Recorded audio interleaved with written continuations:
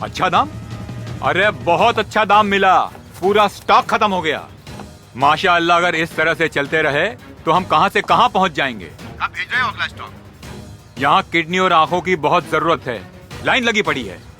मैं जब तक हॉस्पिटल में बना हूँ खान साहब, सप्लाई जारी रहेगी। आप मेरे हिस्से का ख्याल रखना। हाँ बोल। भैया नंदू के फोन आइल रहे, ओकर घरवाली के पेट में बहुत दर्द बा भैया, आप जल्दी से आ जाइए भैया। ठीक बा।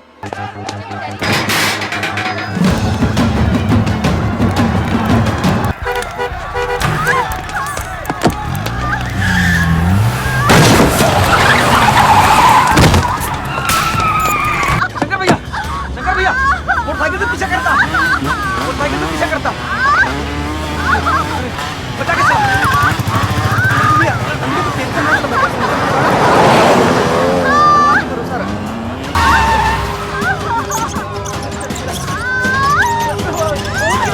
शंकर भैया कैसे क्या हुई भैया? सब ठीक हो जाए।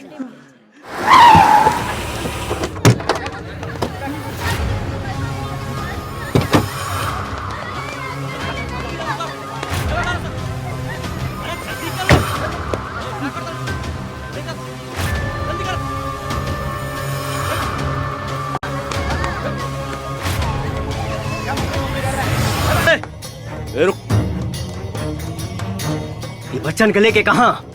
उससे तोरा क्या मतलब? तू अगर अपन खैरियत चाहत हो तो यहाँ से निकल जो। ए, ऐसे ना मानी, मारा सने करा के।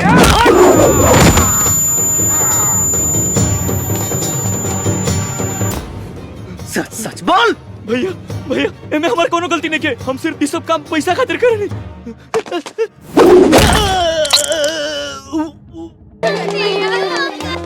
ओह माय गॉड, तुम लोग की ये हालत किसने की? कहीं किसी गाड़ी से टकरा तो नहीं गए?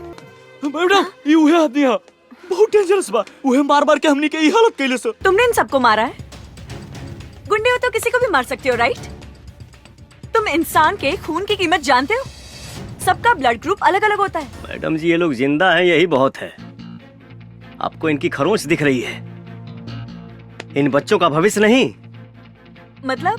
मतलब ये मैडम जी, क्या ये लोग किसी भी माँ बाप का सपना चुराकर अनाथ बनाकर रोड पर भीख मंगवाएंगे? इम्पॉसिबल, ये मैं नहीं देख सकता।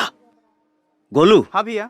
मरहम पट्टी लगवा के ये लोग इनके घर पहुंचा दिया। ठीक है भैया। भैया मेरा तो कोई नहीं है, मैं कहाँ जाऊँ? मैं हूं ना बेटा।